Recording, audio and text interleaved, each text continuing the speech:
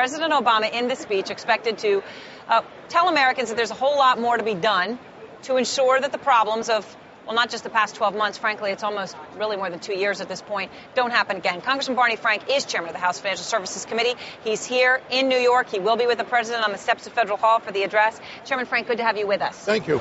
You're saying people are rushing too quickly to say financial reform lacks teeth and may not happen. Yes, I know there's it's a better story if it's bad news, but in fact, we are very much on track. And it is true. Earlier this year, I said I thought we would get this done in October because I thought we would be adjourning for the year in October. We won't be adjourning now until December. And as I just said, December is the new October. This will be done. The committee that I chair is going to begin hearings this week on particular legislative issues. The schedule is for us to be voting on it in committee in several pieces, derivatives, an ability to have non-bank financial institutions be dissolved without a crisis or without having to pay everybody, a systemic risk regulator, a reform of the rating agencies, a requirement that you can't securitize 100% of a loan, but there's some risk retention. We've already begun to deal with perverse incentives and compensation. And the other thing I would say is this. My counterpart in the Senate, Chris Dodd, is a very smart man. He just passed up being the chairman of the committee that has health to stay in banking. People ought to understand that's a sign that Chris is determined on his side to get this thing done. And yeah, we will get this passed. Let me just one last point. There has been a delay. I said to somebody who reminded me I'd said it, our problem was that 2008 wouldn't end. Originally, I had hoped that we could start doing this new regulation starting in March or April. We were busy until June dealing with the problems you mentioned. Right. But we are now, that's not even gone away, but we believe it's under control, and all of our energies now are on the regulations. Are you the person doing everything? I mean, one thing that we keep hearing is these issues are complicated. It's tough. Very few people in the industry understand derivatives and what went wrong and how to deal with them. And you may be the only person in Washington who really, some people say, is capable of drafting a reform bill. I mean, is it really all you? Is it going to be? No, by the way, Warren Buffett, and I've asked Warren to come in, and he spoke with my staff, and he said, I have a rule. I won't buy anything I don't understand. He said, my people bought one thing, and they showed me a multi-thousand-page prospectus, and I sold it the next day. No one understands it all, and that's part of the problem. What we want to say to people is, please don't get into things you don't fully understand.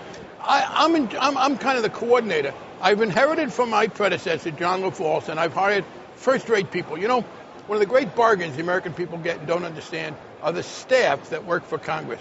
I have people on the staff of the Financial Services Committee who could be down within a block or two of us making 7-8 times what they now make, and I'm delighted that they want to stay with us. And we have Treasury. I think highly of Secretary Geithner and his staff. I think highly of Sheila Bair. I think Ben Bernanke has shown a great understanding of how to deal with these things. Gary Gensler. I think the administration has put a good team together. We work, for instance, on derivatives. We're going to have a tough new regime controlling derivatives based on cooperation between myself, the chairman of the Agriculture Committee, Mary Shapiro at the SEC, and Gary Gensler at the CFTC.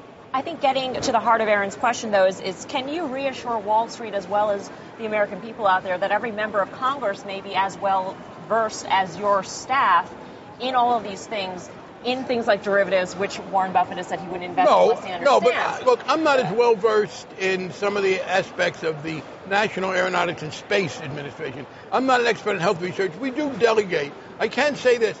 The decision-making will be in the hands of people who understand what we are doing. And by the way, I will reassure Wall Street of this.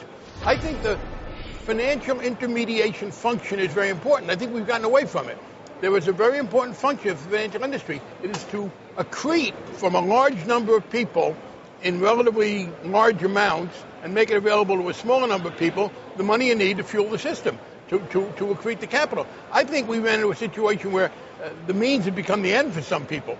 But I am convinced that what we're doing is to be very pro-market. We're going to give investors confidence that they don't now have. And look, part of the problem is if you are a legitimate individual running a legitimate company, you're under enormous competitive pressures. I always remember when Chuck Prince said to me, when I asked him why structured investment vehicles weren't on his balance sheet, he said, I can't put them on my balance sheet because if I do, I'll be at a disadvantage vis-a-vis Goldman. So we have to have rules that make it fair for everybody. What will the most important component of this legislation be in your view? There's so many moving parts here, and it seems to be a very slippery situation. I'll tell you what I personally think is particularly important. A lot of this, of course, has come in debt, not equity. That's an interesting fact. 30 years ago, if you were conservative, you bought debt. If you had a high risk profile, you bought equity. That's kind of been flipped. Equity, although the market went down, but the real crashes have come, debt has gone to zero. I think the problem it really began with securitization. Securitization is a good thing. It multiplies the money. But 30 years ago, almost all loans were made by people who expected to be paid back by the borrower. Recently, that became a much smaller percentage, much less than half. And it turns out that people aren't as careful with other people's money as their own. So we're going to take the concept from insurance of risk retention. You can't reinsure 100%. The other piece is... You can't sell 100% of a mortgage to someone else. Exactly. You've got to keep a piece. You've got to keep a piece of it. So you'd lose skin if it goes under. Yeah, look, in the rating agencies, I don't think they did a good job, but how could they have? How could you, as the rating agency, check on hundreds of thousands of millions of mortgages that were given imprudently? The other piece, let me just say two other important pieces. One, we have to get away, because we're here on the anniversary of Lehman, we have to have a method, and we will have it, whereby you can dissolve a non-bank or major financial institution peacefully. We know how to put banks to sleep without turmoil. But last year we had first Lehman and then AIG. We didn't have the method, the legal method. Right. Straight bankruptcy is not sufficient. With all due respect, though, on the ratings agency topic, back during Enron, we all thought the ratings agency will change the way they do business. Then this comes along, and we say again, the ratings agency has got to change the way they do business.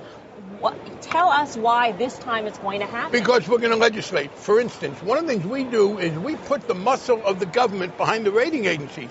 You can't sell or buy certain things if they don't have a rating. We're going to repeal all that. We're going to leave it to the market. I think people have become too reliant on the rating agencies. So the rating agencies are going to be thrown on their own. Secondly, we are examining ways to encourage buy-side rating agencies. As you know, they're all sell-side paid for. Right. And there are things that we were working on to try and encourage buy-side. But very important, and there's bipartisan agreement on this, we have exalted the rating agencies too much and put in people's minds that they could put too much confidence in. I hope to repeal all the statutes that mandate the use of rating agencies. One final question on the tax front. Obviously, it's a big issue. Maybe we can put the day off of dealing with it a little bit. Last week when you and I spoke, you said one way to deal with it could be to cut defense spending a little bit. Do you think there is a way to really avoid a broad-based tax increase in America over the next few years? I think we do have to raise the taxes on most of the people who would throw things at me from down there if they heard this, if they're not watching. They are watching. I do think the wealthy people, yes. Bill Clinton, I voted with Bill Clinton to raise the top marginal rate from 36 to 39%. It had zero observable negative effect on the economy. But I also should correct myself. We can cut military spending a lot. If we hadn't gone to war in Iraq, we could have paid for health care without any sweat. And we're still in Iraq refereeing fights between the Arabs and the Kurds. I wish they liked each other better. I wish a lot of things. It's not worth $50 billion of American taxpayers to stay there. So I'd begin by saying to the president, let's be out of Iraq in 6 months and save probably $100 billion from what he's now projecting. Right. Okay. And a final thing. When should the Ethics Committee rule on Charlie Rangel? This is an issue that... I am not on the Ethics Committee. I will never be on the Ethics Committee. And you're glad to wash your hands of that issue? They can subpoena you to be before the Ethics Committee, but not to be on it. Right. I don't know, and I think it's best to leave it to them. I will say this. They are honorable, decent people from both parties, and I have confidence in that process. Chairman Frank, thank you very much. We appreciate your being with us.